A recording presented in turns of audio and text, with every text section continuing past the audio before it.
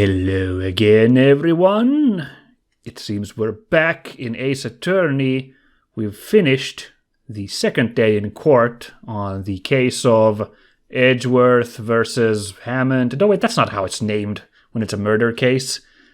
The trial of the murder of Robert Hammond, of whom Miles Edgeworth is suspected of. And boy, was that some heavy stuff last time, wasn't it? There at the very end.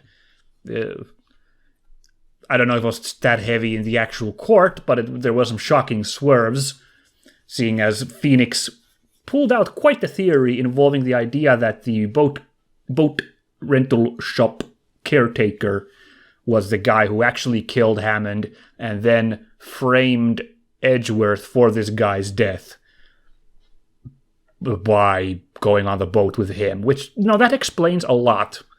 I'm not going to say that explains everything, but it does explain quite a bit about the way Edgeworth has been acting and his, confusion about the events on the boat. Yeah. What it doesn't explain is why Edgeworth is so hesitant to talk about why he was there in the first place, and also just his general vibe, but we got a hint of that at the very end there. We've been floating the idea. Phoenix hasn't connected the dots yet, but I've been suspecting that the boat shop guy is Yanni Yogi, the man suspected for the death of Gregory Edgeworth in the DL6 incident, which would explain a lot, I suppose. Actually, that wouldn't explain too much either, but it would explain at least some connection between this alleged murderer and the victim. But it doesn't explain what Edgeworth just revealed at the end, where he implied that the murderer was not Yanni Yogi, but someone else? Let's see where this goes, yes, because my mind is still spinning after that whole thing. We'll see what these two have to say, because I assume Edgeworth explained, and we're going to find out. Yeah, here we go. What was Mr. Edgeworth talking about? A memory of a crime that I committed. A memory of murder.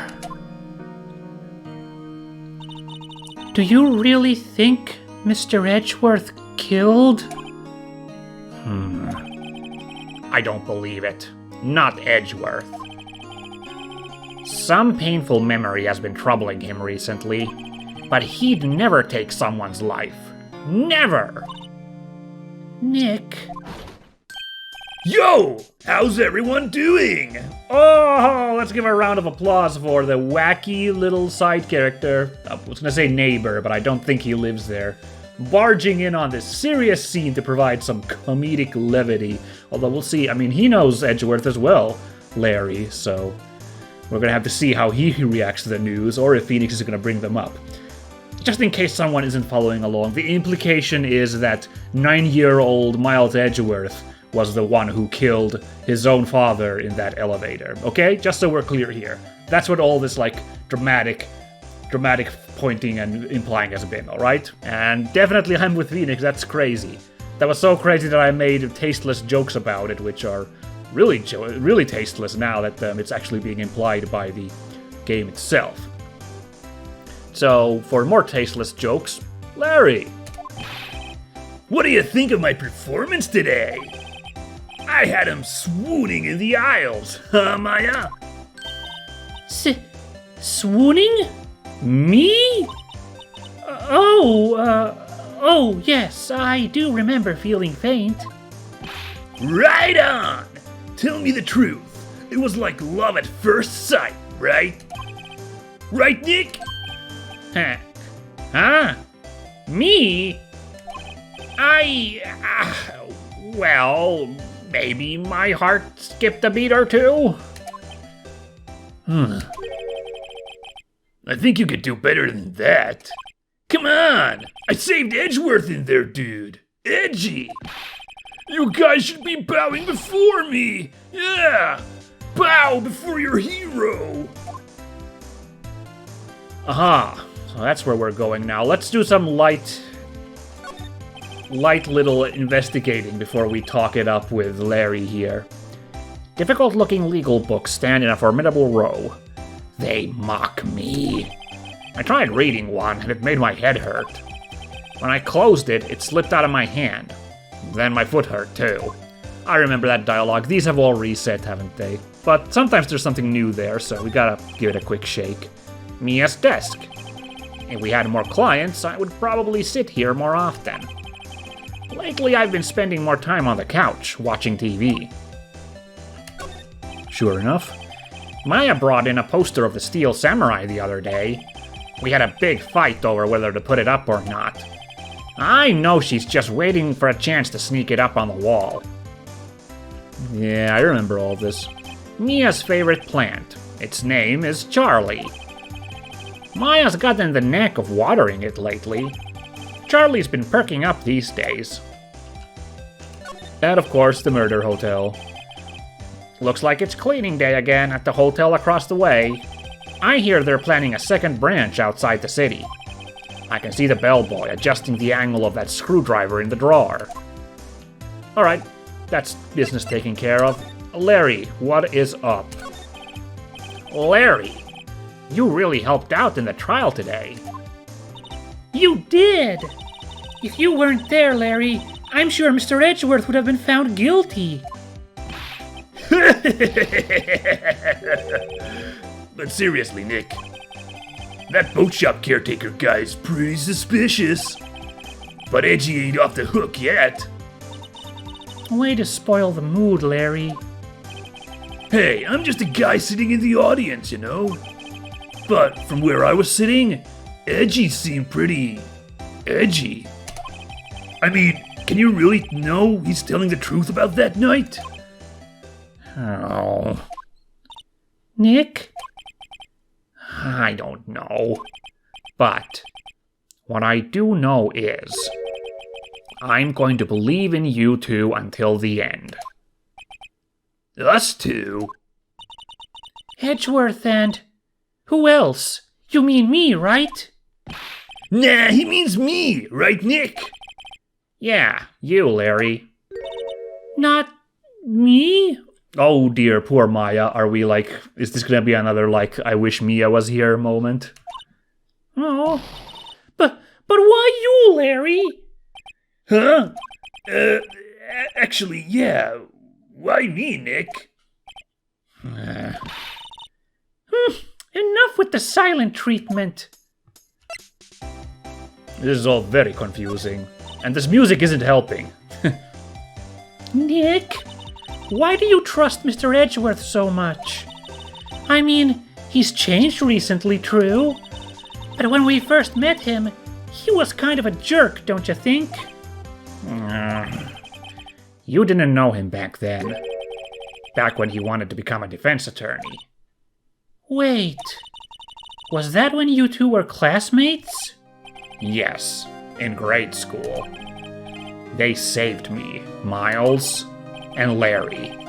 They saved me, and I'll never forget it. That's why I became a defense attorney, you know. What?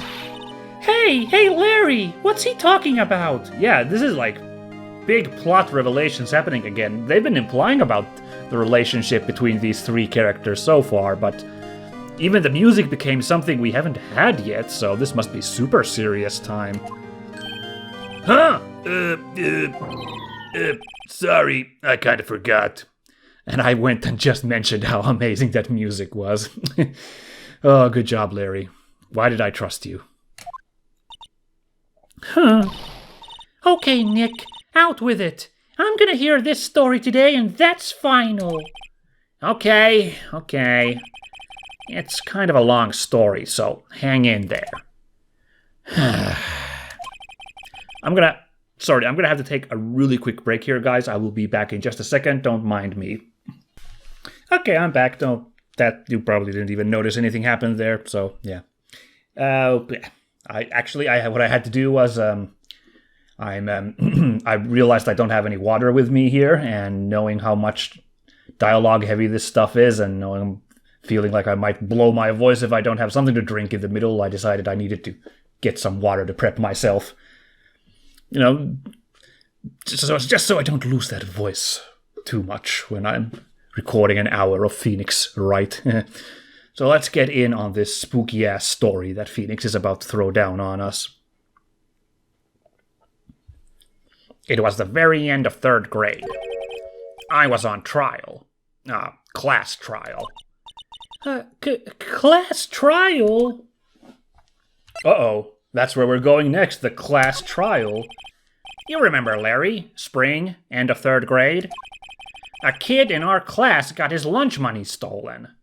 Oh, I thought for a second this might have been like some kind of just like, play trial, if you will, like mock trial. Just like, some kind of exercise. But wow, this sounds actually a little bit realer than I thought. Lunch money? Our school was really small. Every month, kids would bring in an envelope with money for lunch from home. Huh, I see.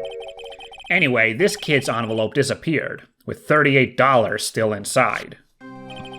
Oh, yeah, now that you mention it, I do remember that. I can see why you'd forget, though. You were out of school that day. Anyway, the envelope had been stolen during PE class. I was coming down with a cold, so I'd skipped PE that day. I was the only one not in class. So, they thought you did it? Yeah. The kids in class said I should be put on trial. Trial? So, the next day, we held a classroom trial, with me as the defendant. Yikes, look at this. This is weirdly grim, given that it's just like kids doing a thing, but... I didn't do it! Guilty! He did it! Guilty, it was you! Give the money back! You're such a meanie. I don't want to play with him. Just admit you did it! You can't handle the truth! Wow, this is going really long. Oh, the library committee? Oh, no.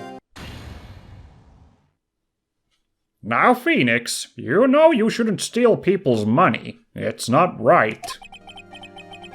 In the end, even the teacher thought I'd done it. Damn, easily swayed teacher. Go over and apologize, Phoenix.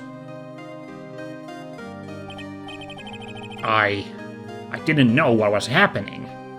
Nice to see that he had his sick hairdo already back then. And also, like, a really cool t-shirt. I like these characters. Lemonhead and... Oh, pardon me. I don't know where that came from. I was so sad. I couldn't stop crying. Everyone was staring at me like I'd done it. I tried to apologize. I went to where the boy whose money had been stolen was sitting. That's when it happened. Like, okay, but, I mean, I get that, like, honestly. Clearly he didn't do it in this story. But, like, I know, like, I can imagine as a kid, you could be pressured in this situation to, like, end up apologizing even if you know you didn't do it, just because you just want to, like, wanted to end this treatment the way people were looking at him. So, yeah, I super get this. He shouldn't have to apologize. The only thing that belongs in a trial is evidence. Anything else has no place. You should all be ashamed, amateurs. Miles? I knew it was him. It was Edgeworth. Oh my god. He's so cool already as a little kid. Also, a very snazzy suit on him. That's a sharply dressed 3rd grader. It wasn't you who stole my money, was it? Oh my goodness, it was Edgeworth who lost the money as well. Wow. No. Then you shouldn't apologize. Everyone's been shouting you did it, but no one has any proof. That is why, Your Honor, this boy is innocent. But Miles, it was your money that was stolen. Yeah, he did it. He's the one. We don't need proof. Make him say he's sorry. Why don't you all just shut up? Oh, wait, that was freaking turbo class bad boy rigging butts over here. I thought it was Miles again. So it would have been more like, why don't you all shut up? This is always how it is. Everybody ganging up and picking on one person. Just think how he feels. He said he didn't do it, so he didn't do it.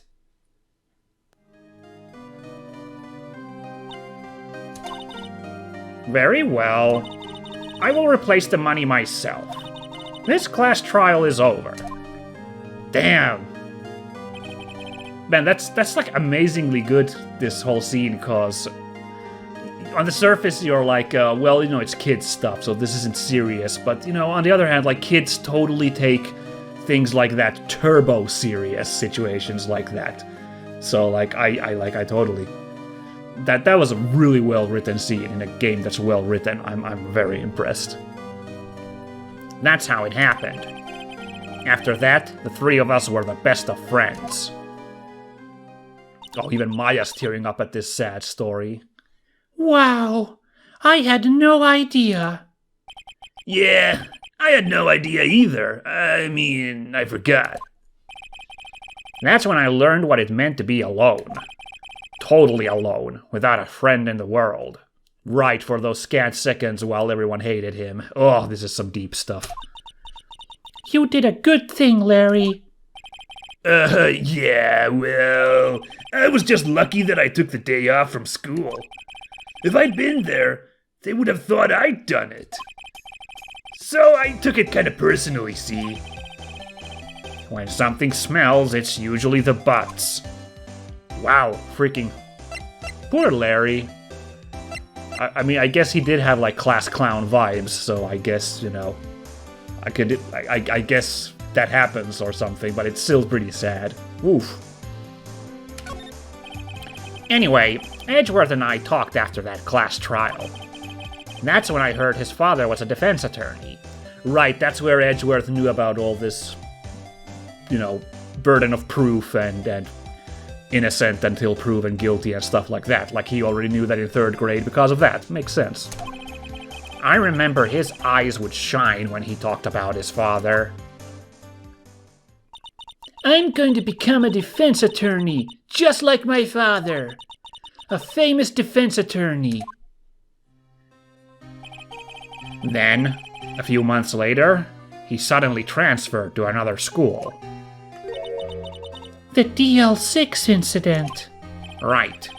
I'm not sure, but the transfer probably had to do with his father's death. That's so sad. It was several years later when I heard Edgeworth's name again. There was an article about him in the newspaper. The headline was something like, "Dark Suspicions of a Demon Attorney."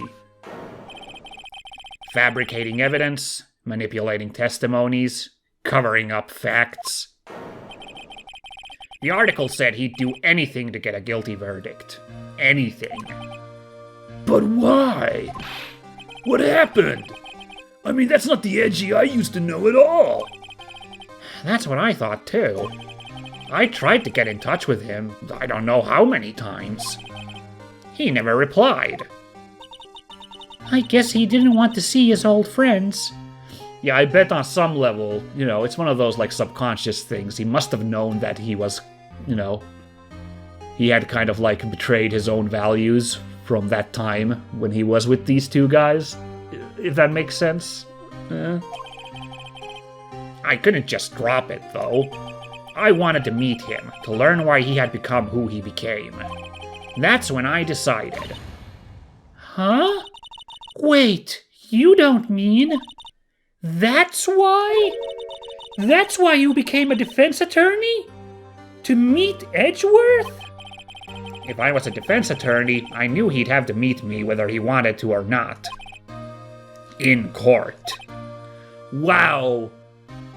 What a freaking... That's a really good twist as well. But it's on the surface, it's crazy that you'd, like, you know, your whole, like, life and career you'd base on, like, something like that. But on the other hand, that's so cool, and it's really cool that it comes up now, because, you know, they didn't really hint at this when we first encountered Edgeworth. You know, the way, remember how Phoenix talked about Edgeworth the first time, I think with Gumshoe, he's like, yeah, I've heard of him. You know, like Phoenix himself isn't admitting that he's close to Edgeworth, he's like treating him as someone he doesn't know personally. But there was this whole thing going on this whole time, and Edgeworth, of course, wasn't like admitting to it either. He wanted to keep things strictly professional, which, you know, they did do until, you know, the very end of that case when they had their chat. Or not the very end, it was between trial days 1 and 2, just before the red-white witness day, right? They had like that chat, Phoenix and Edgeworth. And even then, it was only at the very end you were like, you've changed, Edgeworth. Like, oh, there's something with these two. And it actually went this deep. That's really cool that they kind of kept it under wraps at the beginning of that case, you know. Very neat. Let's carry on. Edgeworth believed in me, and I believe in him. He's in pain, and no one's on his side. I'm the only one who knows the real Edgeworth. I'm the only one who can help him.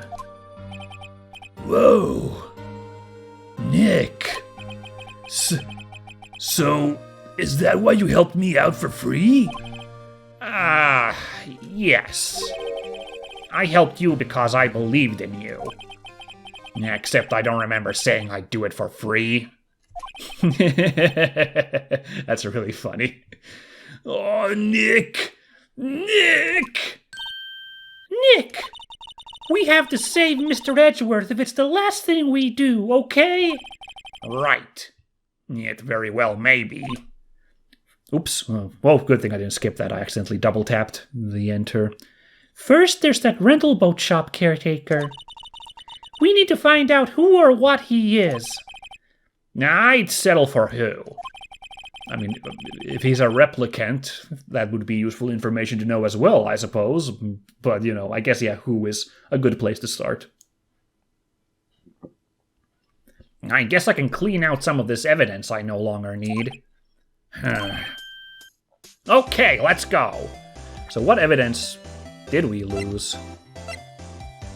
We still have the autopsy, we have the photo, we have the picture of Misty Faye, we have the map, the bullet, the pistol, we still have the metal detector. I think we'd lose that by now. We have the parrot and the case file of DL6 and the murder photo of DL6. So we did lose some stuff, like we had Lotta Hart's affidavit about when she heard the shots, or the testimony, whatever the heck it was. And we had, we had a bunch of Gordy-related stuff that we've also lost. Yeah. Sure, because I think the Gordy case is wrapped up for the time being, yeah. Okay, let's go! And Larry's just gonna stay here. I mean, that'd be funny if he started just hanging out with these two now for the rest of this case. That'd be kind of funny. Let's run the items through with Larry real quick. Woohoo! That was hot out there. Hot! I'm glad someone's happy about how this case is going. He seems too happy to care about anything I show him. Sure, looks that way. I think that's supposed to be a hint from the game, like there's no point in going through all these. But you already knew before I started saying that I would do it anyway, didn't you? I'm predictable like that.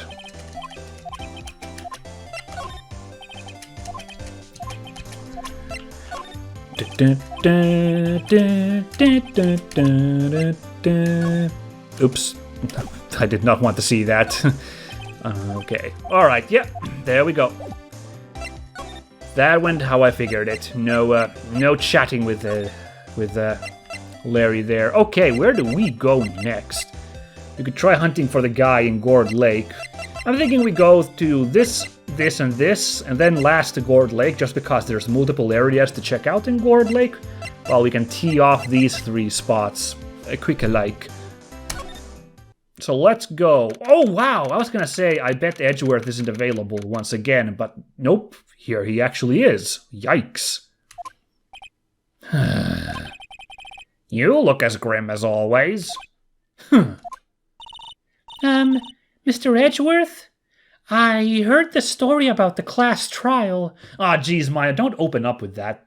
He's gonna clam up being embarrassed about it. Class trial? What do you mean? You don't remember? No, I don't.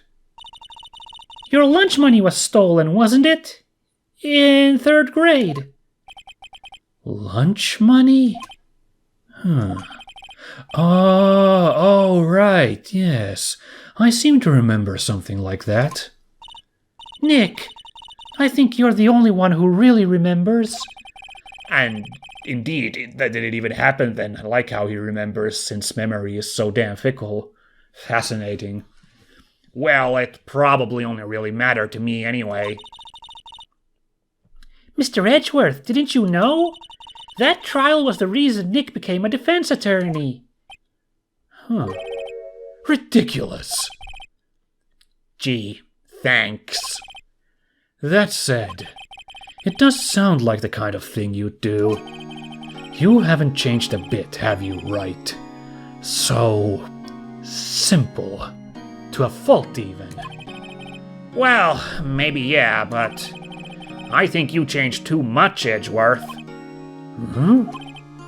Perhaps.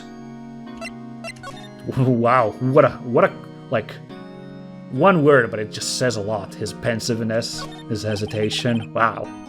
Smile for the camera.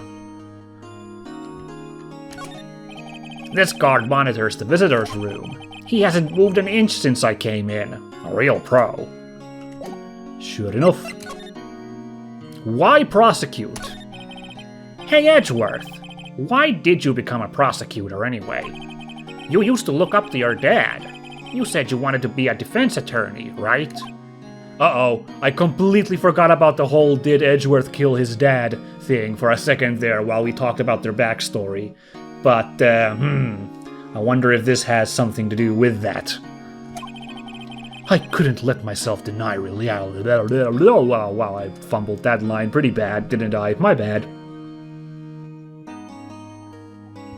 I couldn't let myself deny reality like you. What do you mean? My father was taken from me, and you want me to defend criminals? I'm sorry, Wright, but I'm not that good of a person. One suspect was apprehended in your father's murder, right? Yes, the man trapped in the elevator with my father. His name was Yanni Yogi. He had to be the shooter, any way you look at it. Except for that thing you were implying? Yet, he was found innocent. That defense attorney got him off the hook. That would be Robert Hammond. On that day, 15 years ago, the three of us were trapped in that elevator for 5 hours. When we were rescued, we all suffered oxygen deprivation. I had lost all memory of the murder. Lost your memory? Oh my god, so now we don't even know, like, if he has, like, retrograde amnesia for that, like, freaking... Could he just be mixing up his memories? Did he kill him? Was it Yanni Yogi, but, like, the trauma and the memory loss oxygen deprivation thing screwed with his memory and made him think he did it? Who knows? Everything's on the cards for now, I guess. Even now I can't recall what happened in that elevator. That was the crux of Yogi's attorney's argument in court. He claimed Yanni Yogi had been not of sound mind due to the oxygen deprivation. Yogi was released due to a lack of evidence. Innocent. Oh my god! I just now realized that that's like a dark mirror to the situation in the class trial, you know? Because Edgeworth got Phoenix to be released due to lack of evidence. And, like, that was the right thing to do at then, but now he thinks that Yogi being released due to lack of evidence was like a miscarriage of justice. Wow! Wow!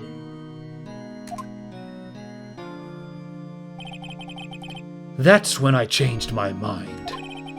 I started to hate defense attorneys. Yikes. I totally get this now. Like this makes so much sense. It's sick.